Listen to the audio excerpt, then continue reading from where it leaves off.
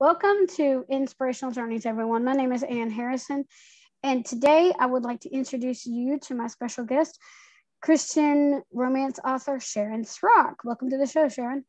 Hi, I'm glad to be here. And I'm hoping I pronounced your last name right, but anyway.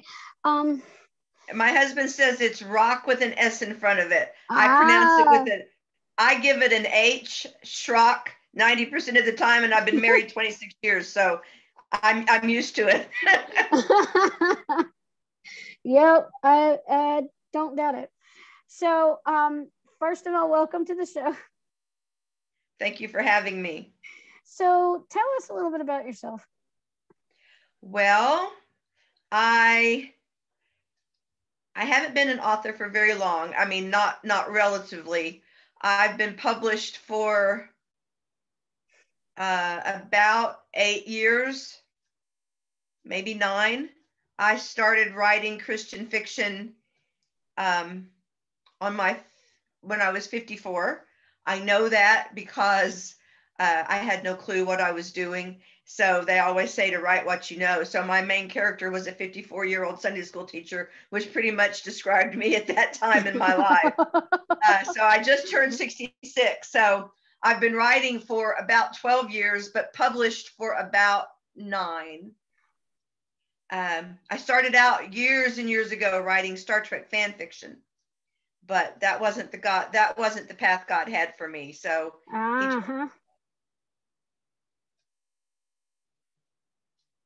Go ahead.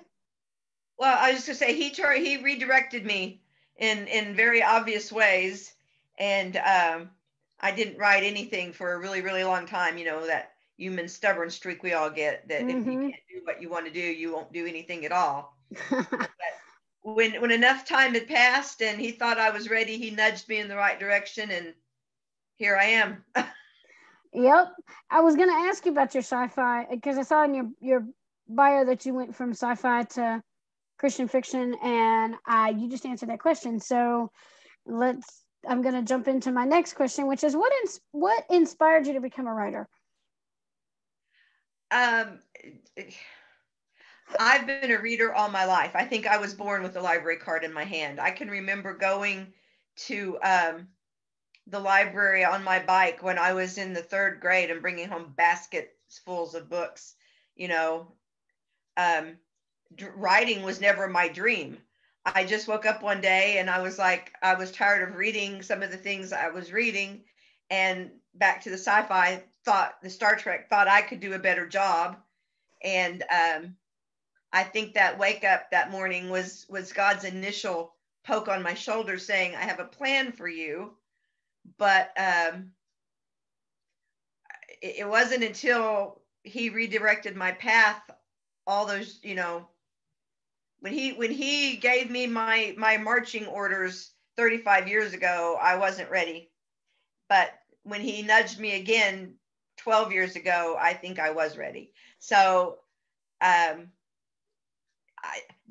just the whole first story, which is Callie, just materialized in my head from start to finish. I knew exactly how it started, exactly how it finished. All I had to do was fill in the middle. Wow.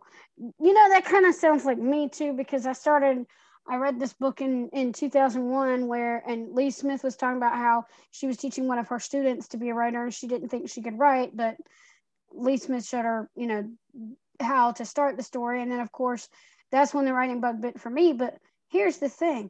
The funny thing is, what you think you want to write is not exactly what God has in mind. Yeah. That's very true. I've run into that a lot over the last 12 years. Oh yeah. I'm a pantser, so I don't really plot. I have the story in my mind, especially the 2nd, 3rd, and 4th stories of a series, because I've introduced the characters in book 1, and I kind of know what they're gonna face and what challenges they're gonna go through. But sometimes it doesn't quite turn out the way I expected. There's always that little wake-up call somewhere in the middle going, oh, this is what this story is about. And it's probably your characters trying to tell you, wait a minute, I wouldn't do things that way. This is Yeah, going they well. whisper to me a lot. My husband thinks I'm weird. Well, I think we are weird. We as writers, we are weird. That's what I say anyway. I'm proud to admit it. Yeah, well, it took me a while to get that pride, but it's coming. Yeah. I've come to recognize that that's just how a writer's brain works. Uh-huh. Trust me, even I live out in the country and I'm gonna tell you a funny story. Even we've got roosters running around. I mean my parents have chickens in the pen, but then they had some roosters that hatched that they didn't want to put in the pen, so they're running out in the yard. And this one, he crows and it's like he's saying, I'm the big man. Yeah, That's how my writer's brain works. yeah. So yeah. If I would have told my family that, they'd probably think I was crazy, but yeah. My daughter sent me a little plaque to hang in my writing space, and it says, "My imaginary friends think you're weird." But yeah, that's pretty much it. I love that. So let's talk about it. I know you said you're a pantser. So do you do any? I know you follow the story where it takes you, but do you do any journals or jotting down ideas that come to you that haven't fleshed out yet?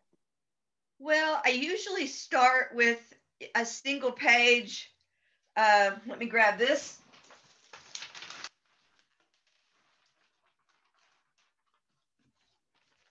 This is this is my single page for the story that I just started this week. She has a whole chapter, so it's just a picture to give me something to focus on as I write, to keep the character in my head, and it tells me what she wants this but can't have it because kind of thing, and reminds me of, and as I flesh the character out, like her children's name, the hero's name, I'll add all those things to it. Her favorite color, her little, like one of my characters will twist their hair or bite their nails, or their pet peeve, something like that I can incorporate into the story, what they do for a living, that kind of thing.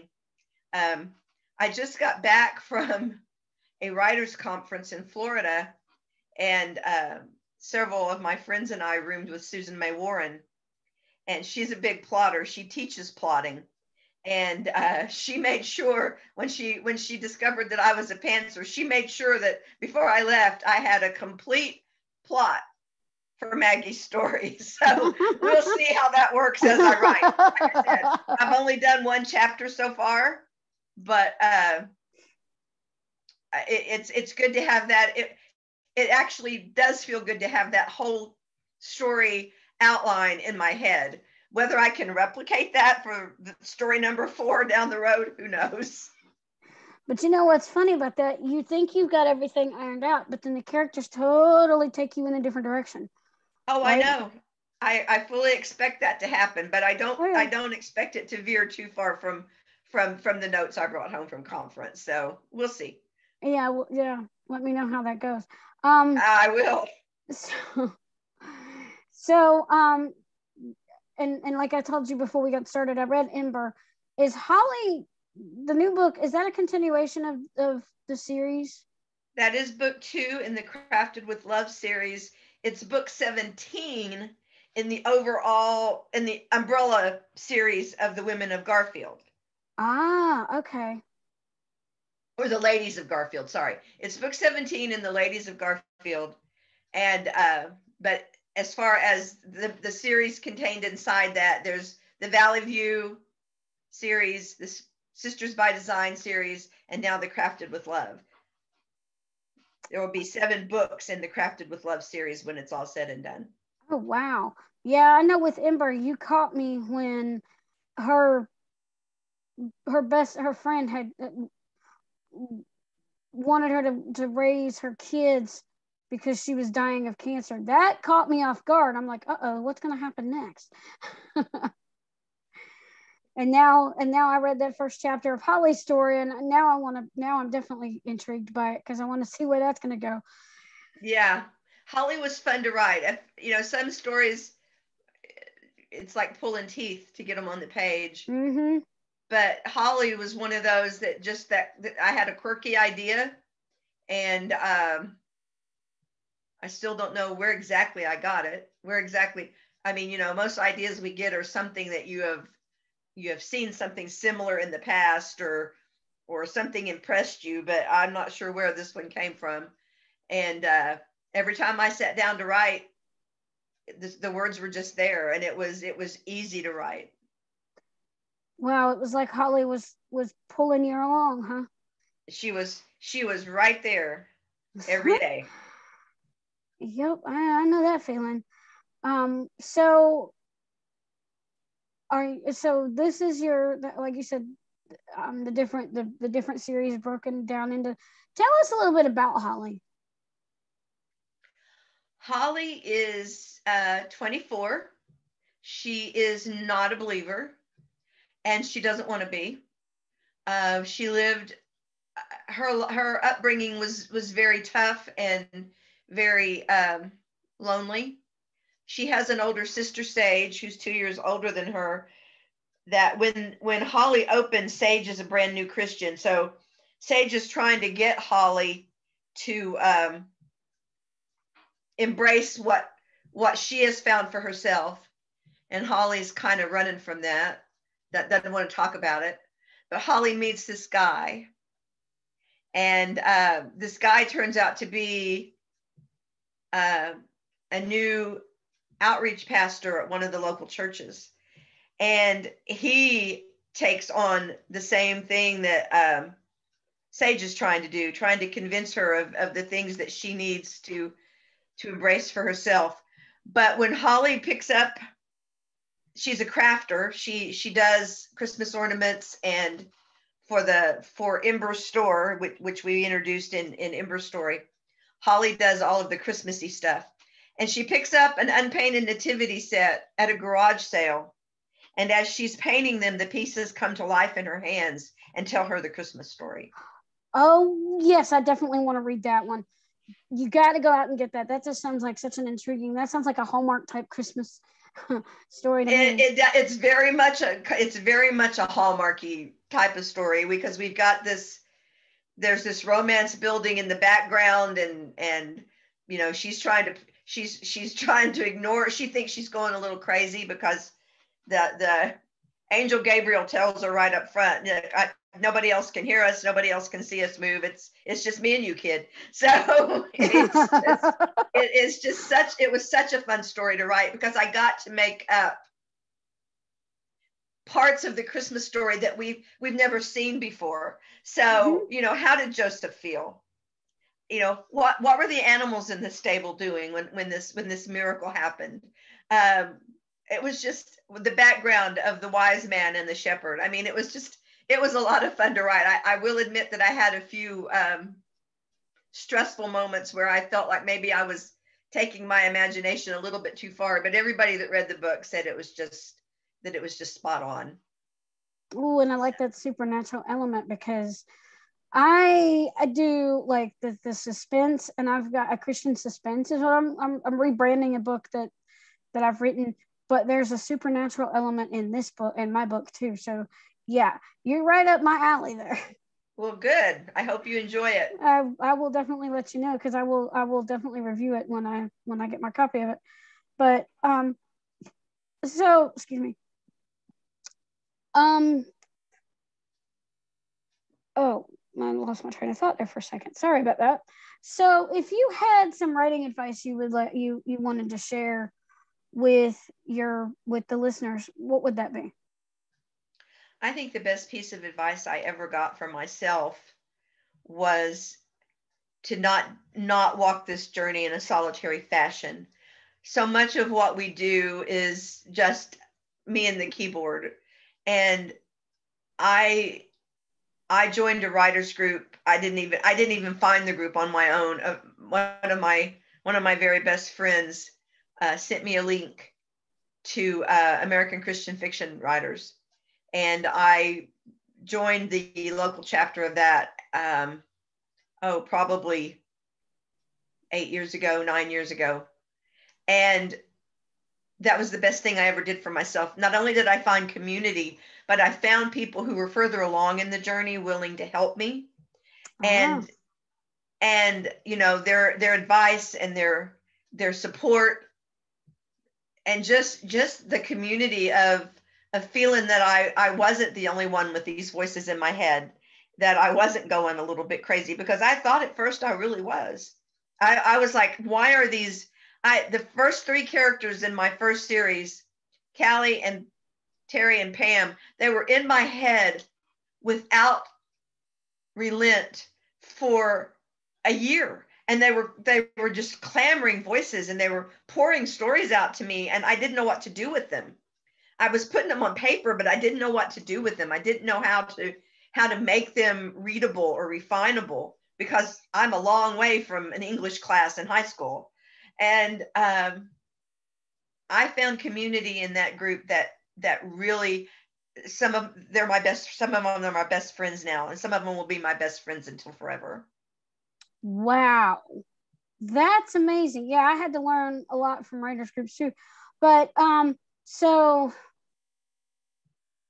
do you have to do a lot of research when you write your novels, or I tell everybody that the reason I write contemporary is because I don't have to research much.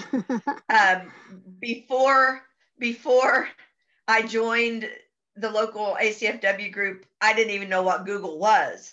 I was asking questions, and they said, you can Google that. And I was like, do what? I didn't know how to use Google. I didn't know what it was. I didn't know that you could find so much on the web. But I will say that for Maggie's story that I just started this week, before I started, even before I went to conference, and Susan May Warren got a hold of me, I had 4 pages of notes. I had talked to the police officers. I had talked to Child Protective Services people. I had talked to people in the home health aid field, which is what Maggie's job is. I had talked to foster care. My hero in Maggie's book is a single male foster father. And I was actually able to get into contact with a single guy who's doing foster care. And he gave me some wonderful insight on what that looks like. And so I'm researching a little bit more than I used to, but just because I want that hint of realism. I want something that I can put in there that makes my characters and what they're doing feel realistic. Mm-hmm.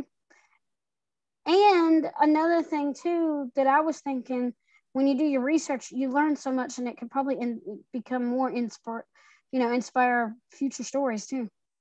Yeah, but you have to be careful with research. It's a black hole as far as your time, because you can really get wrapped up in chasing this from this from this from this. Oh, and you go down a rabbit trail real quick. You can go down a rabbit trail real fast. When I was writing Iris, which is the last story in the Valley View series, my main character was blind with a guide dog. And wow. And I knew what I thought a guide dog would do, but you would be surprised at the videos that you can just get lost in, because the dogs are so cute and the training is so much fun to watch. I wish we'd have known each other back then, because I could have helped you with that. Because I am totally blind, and I did have a guide dog at one time. I was able, again, to get in touch with a guy who had a guide dog, and he helped me a lot. So if you haven't had a chance to read Iris's story, you might enjoy it. Oh, I bet I would too, because yeah, that just warms my heart to know that there are other people writing stories like that, and just making it work so well. Well, I got some feedback that I got David's character right. So, that was just one of those research things that I really had no idea. I have no point of reference for.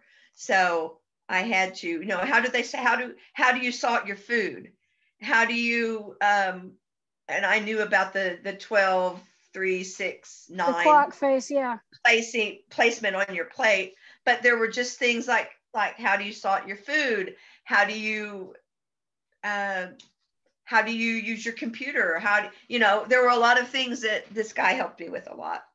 Oh, well, that is really cool. I'm really glad that, you were able to get that feedback, because like I said, I'm totally blind, and I, for one, as a reader and as a writer now myself, I mean, not that yours would have it, but I have read another book by another author, and I could spot problems, and I gave her some feedback on that, because I could spot the issues that she had.